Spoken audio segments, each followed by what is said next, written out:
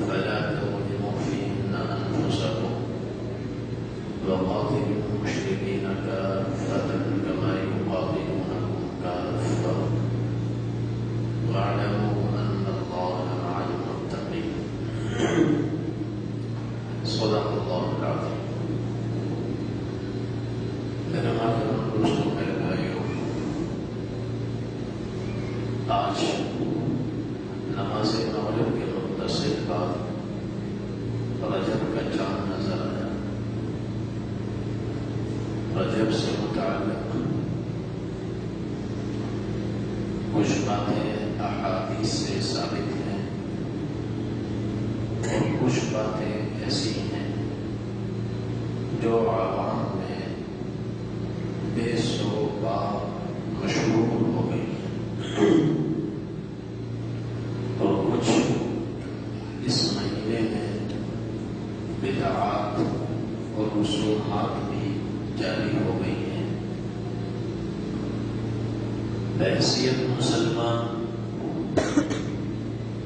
ہر مومن پر لازم ہے کہ جو بات قرآن اور حدیث سے ثابت ہے اس کو اختیار کرے، اور جو اپنی طرف سے من گھڑت بے سروپا باتیں، بے اثر باتیں چل رہی ہیں، ان سے اپنے آپ کو بچائے،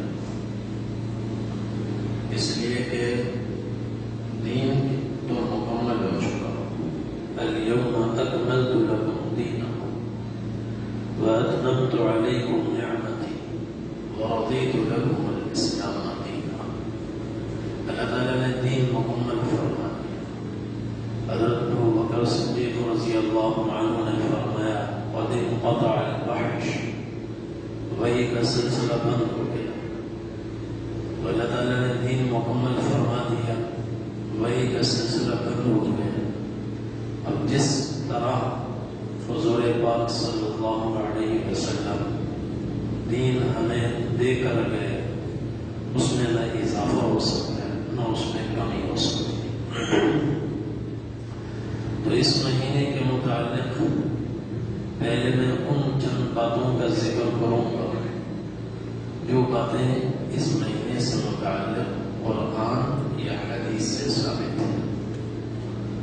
دوسرے نمبر پر بعض وہ باتیں عرض کروں گا جو ہمارے ہاں مشہور ہو گئی ہیں یا رواج پذیر ہو گئی ہیں، مگر شریعت سے ان کا کوئی تعلق نہیں، اور جس بنیاد پر شروع کی گئی ہیں اس بنیاد اور حقیقت سے بھی ان کا کوئی تعلق نہیں۔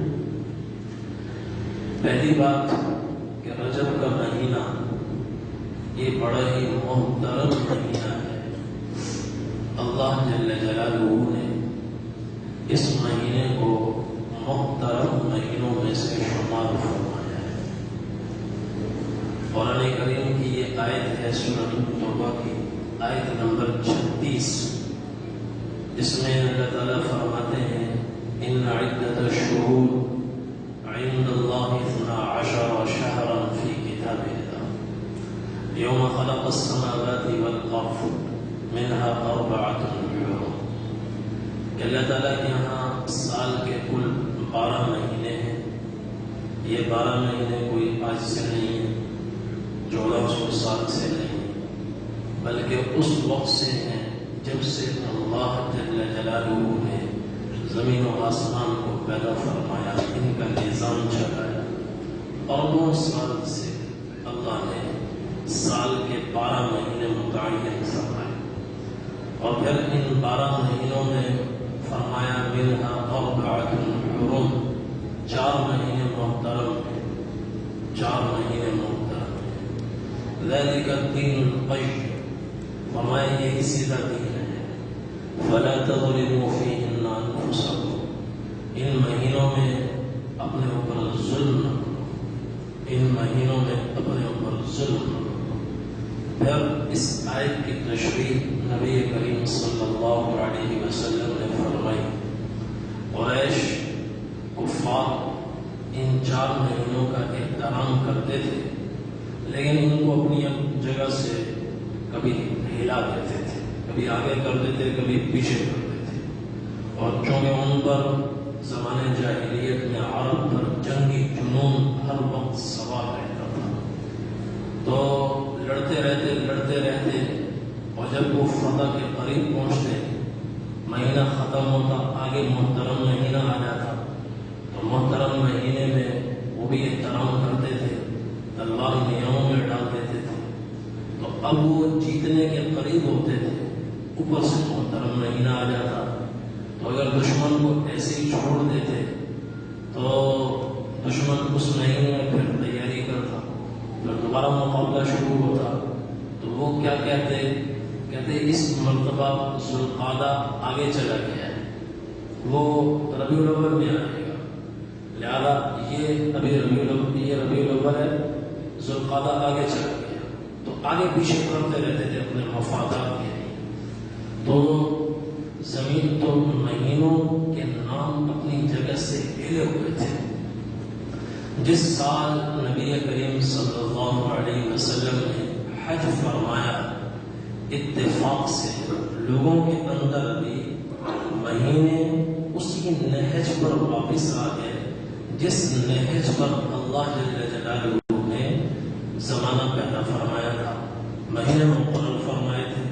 یعنی اللہ کے ہاں پہلے تو ایسے تھا، اللہ کے ہاں جو مہینہ ذوالقعدہ کا ہوتا لوگ اس کو ربیع الاول سمجھ رہے ہوتے، اللہ کے ہاں وہ مہینہ ذوالحجہ کا ہوتا، لوگوں کے ہاں وہ ربیع الثانی کا ہوتا، آگے پیچھے چلتا رہتا تھا۔ لیکن اللہ تعالیٰ کا نظام ایسا چلا، جس سال حضور پاک صلی اللہ علیہ وسلم نے حج فرمایا تو اللہ کے ہاں جو مہینہ تھا لوگوں کے ہاں بھی وہی مہینہ تھا، اللہ کے ہاں جو ذوالحجہ ہے لوگوں کی نظر میں بھی وہی ذوالحجہ ہے۔ تو اس پر نبی کریم صلی اللہ علیہ وسلم نے حجۃ الوداع میں جو طویل خطبہ ارشاد فرمایا، صحیح بخاری کی حدیث ہے، آپ نے فرمایا ان الزمان قد استدار كهيئته يوم خلق الله السماوات والارض، کہ زمان گھوم گھام کر واپس اس کی شکل پر آ گیا ہے جس شکل پر اللہ جل جلالہ نے اسے پیدا فرمایا۔ السنة 12 شهرا، سال کے 12 مہینے، منها 4 حرم، ان 12 میں 4 مہینے محترم، 3 متوالیات، اور 4 میں 3 مہینے تو ساتھ ساتھ ہیں، ذوالقعدہ، ذوالحجہ اور محرم، یہ تینوں ایک ساتھ ہیں، اور 4تھا مہینہ طول ورجب ومضر، رجب الذي بین جمادی و شعبان، جو جمادی الثانی اور شعبان کے درمیان میں ہوتا ہے، یہ مہینہ بھی محترم مہینوں میں شامل ہے۔ تو اللہ جل جلالہ نے 12 مہینوں میں سے 4 مہینوں کو احترام بخشا۔ اب ان 4 مہینوں کے محترم ہونے کا مطلب کیا ہے؟ اس کے 2 مطلب ہیں۔ ایک مطلب ان کے احترام کی 2 وجہ سے اللہ نے ان کو احترام بخشا۔ ایک یہ کہ ان مہینوں میں کفار کے ساتھ جنگ میں پہل نہ کی جائے۔ شروع اسلام میں تو ناجائز تھا، پہل کرنے کی اجازت ہی نہیں تھی، بعد میں اللہ نے اجازت دے دی، لیکن پھر بھی یہ کہا کہ بہتر یہ ہے ان مہینوں میں پہل نہ کرو، دشمن کی طرف سے حملہ ہو جائے تو دفاع کر سکے۔ ایک دوسرے کو اللہ جل جلالہ نے بیان فرمایا فلا تظلموا فیہن انفسکم، کم از کم ان مہینوں میں تو ان مہینوں کا احترام دل میں بساؤ، گناہ سے بچو، معاصی سے بچو، زیادہ سے زیادہ اللہ کی اطاعت کرو، اللہ کی فرما برداری کرو۔ عام دنوں میں جو قرآن کی تلاوت ہوتی تھی، ان 4 مہینوں میں اس میں اضافہ ہو، درود شریف میں اضافہ ہو، ذکر اللہ میں اضافہ ہو، خیر کے کام ان 4 مہینوں میں زیادہ سے زیادہ کیا جائے۔ یہ ہے مطلب ان مہینوں کے قابل احترام۔ جب رجب کا مہینہ آتا، نبی ایک ضعیف حدیث ہے کہ نبی کریم صلی اللہ علیہ وسلم یہ دعا فرماتے ہیں، اللہم بارک لنا فی رجب و شعبان وبلغنا رمضان، یا اللہ ہمارے رجب کے مہینے کو بھی بابرکت بنا اور شعبان کے مہینے کو بھی بابرکت بنا، اور اب تک تو نے ہمیں زندہ رکھا ہے تو کم از کم 2 مہینے مزید زندگی عطا فرما، تاکہ اپنی آنکھوں سے ایک بار پھر رمضان المبارک کو ہم دیکھ سکیں اور تیری بندگی کر سکیں، تیری اطاعت کر سکیں۔ تو رمضان کی تیاری نبی کریم صلی اللہ علیہ وسلم رجب سے فرماتے ہیں۔ تیاری کا ایک اہم ترین حصہ وہ دعا کا ہے، دعا بھی تیاری ہے اور زبردست تیاری اس سے ہوتی ہے۔ تو آپ صلی اللہ علیہ وسلم رمضان المبارک کے لیے اللہ تعالیٰ سے دعا فرماتے ہیں، یا اللہ رجب کو بابرکت بنا، شعبان کو بابرکت بنا، اور ہمیں رمضان المبارک تک رسائی عطا فرما، پہنچا دے، ہمیں دیکھنا نصیب فرما، اور رمضان المبارک کی برکتیں ہمیں نصیب فرما۔ تو یہ رجب کا مہینہ ایسے ہے، رمضان آخرت الدنیا مزرعۃ الآخرہ، ایک روایت میں دنیا آخرت کی کھیتی ہے، یہاں میں کام کرتا ہے، آگے جا کر کٹائی کرے گا، جو یہاں محنت کرے گا آگے اس کا صلہ پائے گا۔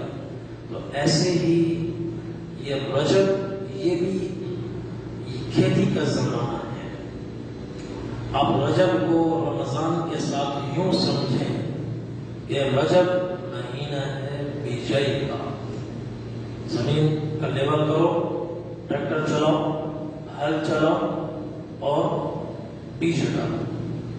شعبان کا مہینہ ہے اس پانی دینے کا، پانی کو خوب محنت کرو، اور رمضان تک فصل تیار ہوگی، پھر کٹائی کرو، پھل توڑتے چلے جاؤ۔ رمضان المبارک پھل توڑنے کا مہینہ ہے، پھل توڑنے کا مہینہ ہے، جس کو حضور نے فرمایا یزاد فیہ رزق المؤمن، رمضان میں مومن کا رزق بڑھا دیا جاتا ہے، اور خیر کے پھل اللہ جل جلالہ عطا فرماتے ہیں، روحانی بھی اور مادی چیزیں بھی اللہ جل جلالہ عطا فرماتے ہیں۔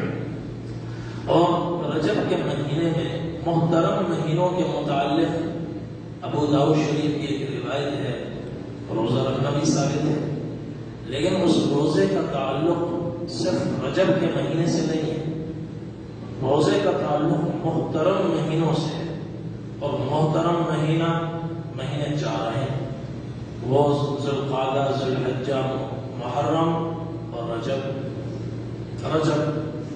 ایک روایت ہے ابو داؤد شریف میں، کیا ایک صحابی ہیں حضرت عبداللہ بن حارث الباہلی رضی اللہ عنہ، نبی کریم صلی اللہ علیہ وسلم کی خدمت میں حاضر ہوئے اور دین کا اسلام لائے، دین کا علم حاصل کیا، پھر واپس اپنے قوم چلے گئے، پھر دوبارہ آئے پورے 1 سال کے بعد، 1 سال کے بعد، اور ان کی جسامت پہلے کے مقابلے میں بالکل بدلی ہوئی تھی، ضعیف، کمزور، حضور کی خدمت میں آئے، سلام کیا، آپ نے ان کو پہچانا نہیں، ایسے سلام کا جواب دیا جیسے آپ کوئی پہچان نہ ہو، شناسائی نہ ہو۔ انہوں نے عرض کیا یا رسول اللہ اما تعرفونی، اللہ کے رسول آپ نے مجھے پہچانا نہیں؟ آپ نے فرمایا میں نے نہیں پہچانا۔ من انت، تم کون ہو؟ عرض کیا انا الباہلی الذی جئتک عام الاول، یا رسول اللہ میں وہ باہلی ہوں جو 1 سال پہلے آپ کی خدمت میں حاضر ہوا تھا۔ تو حضور کو پورا یاد آ گیا، آپ نے فرمایا اچھا تم وہ ہو، فما غیرک وقد كنت حسن الهیئہ، ارے یہ کیا تم کمزور نحیف ہو گئے ہو، دبلے پتلے ہو گئے ہو، لکڑی بن گئے ہو، تم تو بڑے اچھے تھے، حسین اور جمیل تھے، بھرا ہوا تمہارا جسم تھا، اتنے کمزور کیسے ہو گئے؟ انہوں نے عرض کیا یا رسول اللہ واللہ ما اکلت طعاما الا بلیل منذ فارقتک، اللہ کے رسول جب سے مسلمان ہوا ہوں اور آپ سے ملاقات کر کے اپنے گاؤں گیا ہوں، کبھی میں نے پورے سال میں ایک مرتبہ بھی دن میں کھانا نہیں کھایا، پورا سال میں نے روزہ رکھا ہے اور رات کو جا کر تھوڑا بہت کھانا کھا لیتا تھا، پورا سال روزہ رکھا تو کمزور ہو گئے۔ حضور نے فرمایا لما عذبت نفسا، ارے اللہ کے بندے یہ اپنے آپ کو کیوں مصیبت میں ڈالا، عذاب کیوں دیا؟ اور تمہارے لیے کافی تھا کہ صم شہر الصبر ویوما من کل شہر، کہ رمضان کے روزے رکھو اور ہر مہینے میں بس ایک روزہ رکھ لیا کرو، اتنا ہی کافی تھا تمہارے لیے۔ انہوں نے عرض کیا یا رسول اللہ زدنی فإن بی قوة، اللہ کے رسول یہ تو کم ہے، میری عبادت کو بڑھا دیں، میرے اندر قوت ہے، طاقت ہے۔ آپ نے فرمایا رمضان کے علاوہ صوم یومین فی کل شہر، ہر مہینے میں 2 دن روزے رکھ لیا کرو۔ عرض کیا زدنی یا رسول اللہ، اللہ کے رسول یہ بھی کم ہے، کچھ اور بڑھا ہے۔ آپ نے فرمایا صوم 3 ایام فی کل شہر، ہر مہینے 3 دن روزے رکھا کرو۔ عرض کیا زدنی یا رسول اللہ، اللہ کے رسول اور اضافہ فرمایا یہ بھی کم ہے۔ نبی کریم صلی اللہ علیہ وسلم نے ارشاد فرمایا صم من الحرم واترک، صم من الحرم واترک، صم من الحرم واترک، فرمایا کہ جب محترم مہینے آئے ہر مہینے میں 3 دن، محترم مہینوں میں 3 روزے لگاتار رکھو، پھر چھوڑ دو، 2-3 دن چھوڑ دو، پھر 3 دن روزے لگاتار رکھو، پھر چھوڑ دو، پھر 3 دن روزے لگاتار رکھو، پھر 2-3 روزے چھوڑ دو، اس طرح عبادت کرو، اس سے زیادہ نہیں کرو۔ تو اس حدیث میں نبی کریم صلی اللہ علیہ وسلم نے محترم مہینوں میں 3 روزے رکھنے کا حکم دیا۔ 3 دن روزے رکھو، 1-2 دن روزہ چھوڑ دو، پھر 3 دن روزے رکھو، 1-2 دن روزہ چھوڑ دو۔ مگر اس کا تعلق صرف رجب سے نہیں ہے، چاروں سے ہے، چاروں سے۔ اگر کوئی آدمی اس خیال کے ساتھ رکھتا ہے کہ یہ حدیث تو بس رجب کے ساتھ خاص ہے، رجب میں ثواب ہوگا، تو یہ غلط ہی کرنا ہے، ایسا نہ کرے۔ ایسا کرنے سے آپ صلی اللہ علیہ وسلم نے منع فرمایا۔ آپ نے فرمایا جمعے کا دن بڑی فضیلت والا ہے، کوئی یہ سوچ کر روزہ رکھے کہ ہفتے کے مقابلے میں جمعے میں ثواب زیادہ ہوگا، یہ سوچ کر روزہ نہ رکھے، اس لیے کہ جب یہ سوچ کر رکھ رہا ہے ہفتے کے مقابلے میں جمعے میں ثواب زیادہ ہے، کس بنیاد پر آپ کہہ رہے ہو؟ دین اپنے خیال کا نام تو نہیں ہے، میرے دل میں جو آ رہا ہے اس کا نام تو دین نہیں ہے۔ اگر جمعے میں ثواب زیادہ ہے اس کے لیے دلیل پیش کرو، قرآن سے دلیل آئے یا حدیث سے آئے۔ جیسے محرم کے بارے میں حضور نے فرمایا یوم عاشورہ کا روزہ فضیلت والا ہے، کہہ سکتے ہیں عاشورہ کا روزہ اور شوال کے روزے میں زیادہ ثواب عاشورہ کے روزے میں ہے، کیونکہ دلیل موجود ہے۔ ہفتے اور جمعے کے روزے میں یہ کہنا کہ جمعے میں ثواب زیادہ ہے، کس بنیاد پر؟ اپنے خیال کی بنیاد پر تو بات نہیں بڑھ سکتی۔ ایسے ہی جو نبی کریم صلی اللہ علیہ وسلم نے محترم مہینوں کے فضائل بیان فرمائے، ان کا تعلق چاروں سے ہے، کسی ایک سے نہیں ہے۔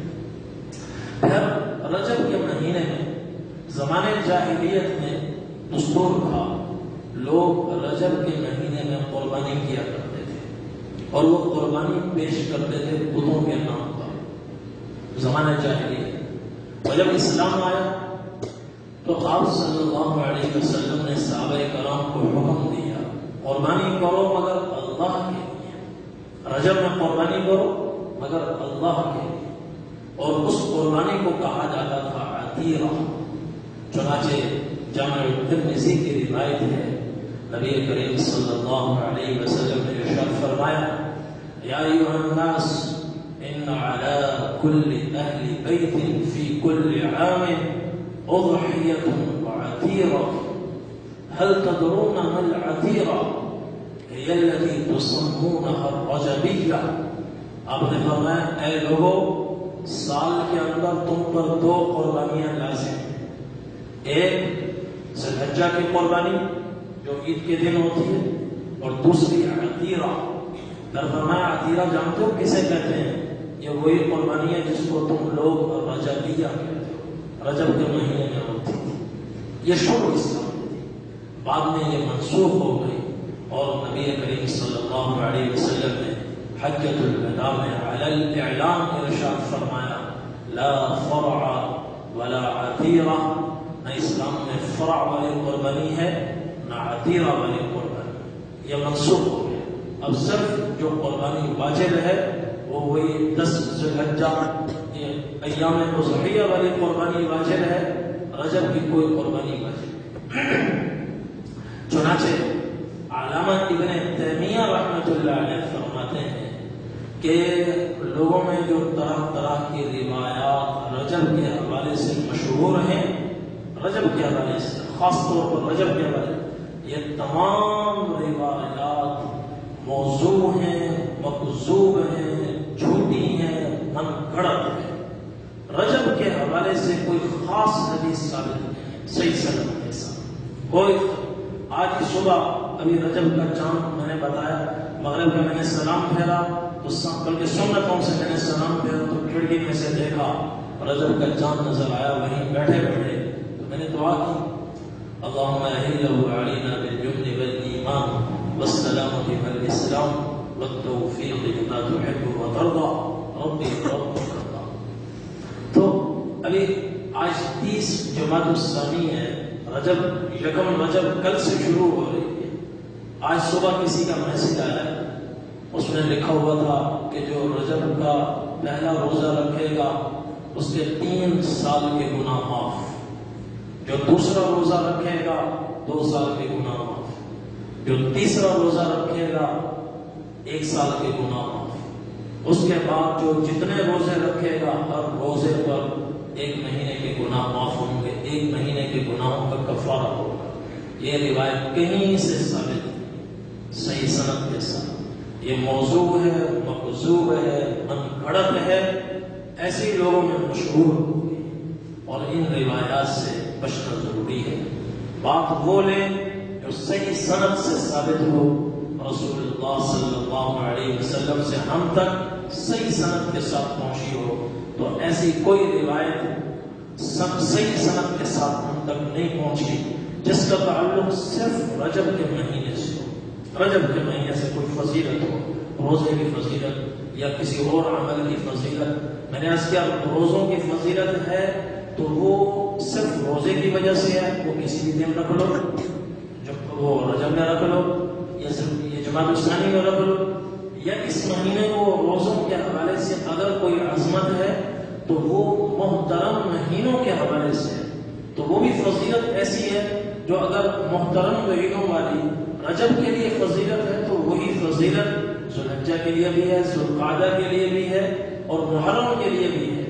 ایسی کوئی فضیلت نہیں ہے جو رجب کے لیے ہو باقی 11 مہینوں کے لیے نہ ہو، ایسی کوئی فضیلت صحیح سند کے ساتھ ثابت نہیں ہے۔ اور پھر اس مہینے میں مشہور 22 رجب کو لوگ کنڈے کرتے ہیں اور طرح طرح کے چیزیں کھانے پکتے ہیں اور تقسیم ہوتے ہیں، اور اس کو منسوخ کیا جاتا ہے کہ یہ دن حضرت امام جعفر صادق رحمۃ اللہ علیہ کی ولادت کا دن ہے، تو اس کی خوشی میں کنڈے کرتے ہیں۔ حالانکہ تاریخ سے ثابت ہے یہ بات کہ حضرت امام جعفر صادق رحمۃ اللہ علیہ 22 ذی الحجہ 22 رجب میں نہ ان کی ولادت ہوئی ہے نہ ان کی وفات ہوئی ہے۔ ولادت وہ 8 رمضان المبارک سن 80 یا 83 ہجری کو ہوئی، اور وفات 146 ہجری ماہ شوال میں ہوئی۔ ولادت کا مہینہ رمضان کا ہے، وفات کا مہینہ شوال کا ہے۔ رجب کے مہینے میں نہ وفات ہوئی ہے نہ ولادت ہوئی ہے، تو اس مہینے کو ان کی ولادت اور وفات سے کوئی تعلق نہیں۔ اور یہ جو کام کیا جاتا ہے یہ دشمنان صحابہ کی طرف سے کیا جاتا ہے۔ 22 ذوالحجہ کو تاریخ طبری میں ہے کہ حضرت امیر معاویہ رضی اللہ عنہ کی وفات ہوئی ہے۔ تو دشمنان صحابہ، دشمنان امیر معاویہ رضی اللہ عنہ، وہ جو دشمنان ہیں وہ ان کی وفات کی خوشی میں یہ سب کرتے ہیں۔ تو اہل سنت والجماعت مسلمانوں کو اس سے بچنا چاہیے۔ جو چیز ثابت ہے بس اسی پر اتفاق کرنا چاہیے۔ اس تصور کے، اس خیال کے ساتھ، عقیدے کے ساتھ اپنی عبادت میں اضافہ کرنا چاہیے کہ یہ محترم مہینہ ہے، محترم مہینوں میں عبادت کی کثرت کا حکم ہے، اور اس مہینے میں گناہوں سے بچنے کا خاص اہتمام کرنا چاہیے، اس خیال کے ساتھ کہ یہ محترم مہینہ ہے۔ اور محترم مہینوں کے متعلق اللہ جل جلالہ نے سورۃ التوبہ آیت نمبر 36 میں ارشاد فرمایا ہے فَلَا تَظْلِمُوا فِيهِنَّ أَنفُسَكُمْ، اس مہینے میں اپنے اوپر ظلم نہ کرو، اپنے جسم کو گناہوں سے داغ نہ کرو، اللہ کی نافرمانی نہ کرو۔ عام دنوں میں جتنا گناہوں سے بچنے کا اہتمام کرتے ہو، ان 4 مہینوں میں زیادہ اہتمام کرو، زیادہ اہتمام، اور ابھی سے رمضان المبارک کی تیاری شروع کرو۔ اور جو بدعات و رسومات ہیں ان سے بچو، بدعات و رسومات سے بچو۔ آپ صلی اللہ علیہ وسلم نے ارشاد فرمایا فَإِنَّهُ مَن يَعِشْ مِنكُم بَعْدِي فَسَيَرَىٰ اخْتِلَافًا كَثِيرًا فَعَلَيْكُمْ بِسُنَّتِي وَسُنَّتِ الْخُلَفَاءِ الرَّاشِدِينَ الْمَهْدِيِّينَ۔ آپ نے فرمایا میں دنیا سے رخصت ہو رہا ہوں، میرے بعد جب زمانہ آگے بڑھے گا اور بعد کے لوگ آئیں گے، وہ طرح طرح کے اختلافات دیکھیں گے اور الجھ کر رہ جائیں گے، پریشان ہو جائیں گے۔ تو میں ان کو نصیحت کرتا ہوں اختلافات کے دور میں میری سنتوں کو تلاش کرنا اور خلفائے راشدین کی سنتوں کو تلاش کرنا اور ان کو مضبوطی سے تھامنا۔ اور پھر فرمایا وَعَضُّوا عَلَيْهَا تَمَسَّكُوا بِهَا وَعَضُّوا عَلَيْهَا بِالنَّوَاجِذِ، اس کو مضبوطی سے تھامنا، ہاتھ کے ساتھ ساتھ اپنی داڑھ سے بھی مضبوطی سے پکڑ لینا، سنتوں کو جانے نہ دینا۔ وَإِيَّاكُمْ وَمُحْدَثَاتِ الْأُمُورِ، دین میں نئی نئی باتیں نکالنے سے اپنے آپ کو بچانا۔ فَإِنَّ كُلَّ مُحْدَثَةٍ بِدْعَةٍ، جو نئی بات دین کے اعتبار سے نکالو گے اور اس کو دین سے جوڑو گے وہ بدعت ہوگی۔ وَكُلُّ بِدْعَةٍ ضَلَالَةٍ، اور ہر بدعت گمراہی کی طرف لے جائے گی۔ وَكُلُّ ضَلَالَةٍ فِي النَّارِ، اور ہر گمراہی انسان کو کشاں کشاں جہنم کی طرف دھکیلتی ہے اور جہنم میں لے جاتی ہے۔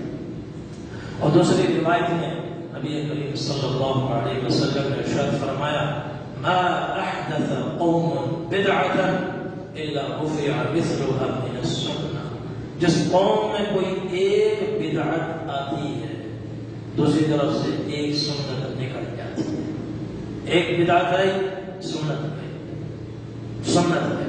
اور ایک اور روایت میں حضور نے فرمایا ما ابتدع قوم فی دینہم بدعۃ الا نزع اللہ من سنتہم مثلها، جو کوئی قوم کسی بدعت کو ایجاد کرتی ہے اور اپنے درمیان اس کو رواج دیتی ہے تو ایک بدعت آتی ہے ایک سنت جاتی ہے، دوسری بدعت آتی ہے دوسری سنت جاتی ہے۔ اور پھر بڑا سخت جملہ ہے، فرمایا ثم لا يعيدها إليهم إلى يوم القيامة، پھر سنت قیامت تک واپس نہیں آتی۔ بدعتوں کے خلاف ہو جائے لوگ کٹنے مرنے کے لیے تیار ہوتے ہیں، دین ذبح ہو رہا کانوں پہ جوں تک نہیں رہتی۔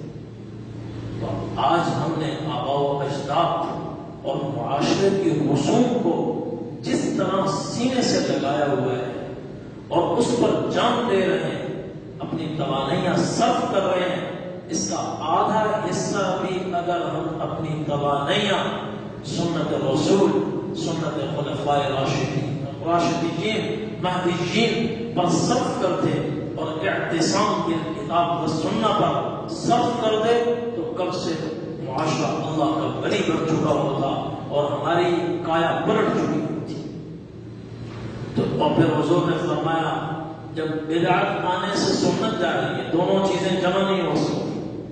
بدعت اندھیرا ہے اور سنت روشنی ہے، نور اور ظلمت جمع نہیں ہو سکتے۔ وَلَا يَسْتَوِي الْأَعْمَى وَالْبَصِيرُ وَلَا الظُّلُمَاتُ وَلَا النُّورُ وَلَا الظِّلُّ وَلَا الْحَرُورُ وَمَا يَسْتَوِي الْأَحْيَاءُ وَلَا الْأَمْوَاتُ۔ ظلمت اور نور جمع نہیں ہو سکتے، ظلمت ہوگی یا نور ہوگا۔ سنت نور ہے اور بدعت ظلمت ہے۔ جب بدعت آئے گی سنت وسط ہو جائے گی۔ تو آپ نے فرمایا جب تمہیں دونوں کو تم رکھ نہیں سکتے، یہ ناممکن ہے۔ کوئی یہ کہے کہ بدعت بھی رہے دین بھی رہے، یہ نہیں ہو سکتا، نہیں ہو سکتا۔ میں کہہ سکتا ہوں، آپ کہہ سکتے ہیں، پر اللہ کے نبی اس بات کو نہیں تسلیم کرتے کہ یہ دو چیزیں جمع نہیں ہو سکتی۔ تو لا محالہ دو میں سے کسی ایک کو ہی چننا ہے، یا بدعت کو چنو یا سنت کو چنو۔ تو حضور نے ہمیں اپنے خیال پر نہیں چھوڑا، کہیں تم فیصلہ کرنے میں ٹھوکر نہ کھا جاؤ، خود ہی ہمیں چن کر بتا دیا۔ فرمایا فتمسکم بسنت خیر من احداث البدعہ، بدعت لینے سے سنت کو لے لینا بدل جہاں کہتے ہیں۔ سنت کو لینا، بدعت کو، دو میں سے جب ایک کا انتخاب کرنا ہے تو تمہارا ہاتھ سنت پر پڑے، بدعت کو تم دھتکار دو۔ تو اس لیے جو چیز قرآن و حدیث سے ثابت ہے ہم اسی پر قناعت کریں، اور اسی میں اللہ نے دنیا اور آخرت کی بھلائی رکھی ہے۔ اللہ تعالیٰ ہم سب کو توفیق عمل نصیب فرمائے۔ وآخر دعوانا الحمد للہ رب العالمین۔ اللهم لك الحمد كما أنت أهله، فصل على محمد كما أنت أهله، وافعل بنا ما أنت أهله، فإنك أنت أهل التقوى والمغفرة۔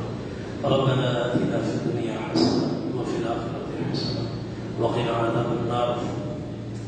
اللهم أرنا الحق حقا وارزقنا اتباعه، وأرنا الباطل باطلا وارزقنا اجتنابه۔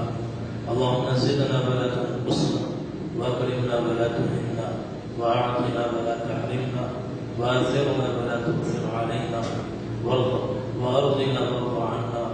اللهم إني ضعيف فقوي في رضاك ضعفي، وخذ إلى الخير بنصيحتي، واجعل الإسلام منتهى رضاي، وإني ذليل فاعزني، وإني فقير فارزقني۔